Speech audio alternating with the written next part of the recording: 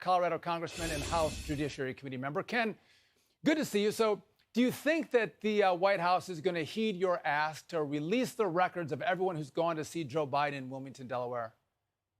I don't, and I think it's really important that they do, but I have little faith that they will try to resolve this matter, and especially in a transparent way, Sean. I think what's interesting is there's a lot of people going in and out of private residences. There's a lot of friends of Hunter Biden's, and we know some of the less than savory characters that Hunter Biden hangs around with. And so if he is bringing anybody into these homes and they have access to these documents, it's a scary situation. I'm not sure exactly how classified these documents are, or really the sensitivity of the information that they held, but it's something that would help give the public some sense that there is fair play going on right now. Fair play and transparency. You know, our own Peter Doocy, though, pressed this issue at the White House earlier today. Watch.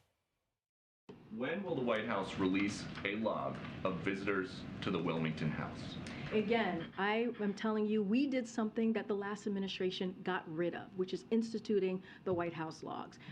Did you ask the last administration why they got rid of the White House logs? Okay, let's go. Congressman, she looks like a boxer. She's dodging and she's weaving, but they can't keep dodging this question forever. Right. Well, the question is really simple. Why don't they tell us who was in these homes? The fact that they have logs now, that's great. I'm really happy that they have logs at the White House, but that's not where these secure documents were left unattended in an unsecure location. And it's important for us to know who had access to those. But isn't that the point? If we know who went to Joe Biden's home or to the Penn Biden Center, then we know who would have had access to these documents. And they don't want us to see who could have potentially had access to these confidential records. They don't want us to see, because every time that Hunter Biden does something, it uncovers another layer of corruption.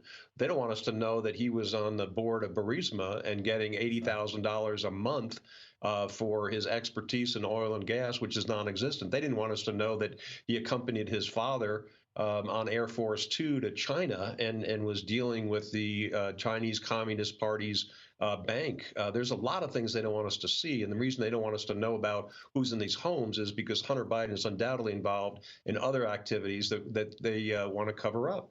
Congressman, when I look back to the way Democrats talked about this investigation about Mar-a-Lago and Donald Trump having documents, many of them said Donald Trump was a traitor, right? And being a traitor is punishable by death. I'm not suggesting death for Joe Biden, but should the Republican Congress use the Democrat standard? And if Joe Biden then is a traitor, should he be impeached? Well, let's back up. Let's treat everyone similarly. And I don't think this is an impeachable offense on its face. You've got to show all kinds of intent and levels of now, obviously, they were in two different places, and that shows more intent than if it had just been an accident located in one place. But the way Hillary Clinton was treated, the way President Trump was treated, and now the way President Biden's being treated, completely different and unfair.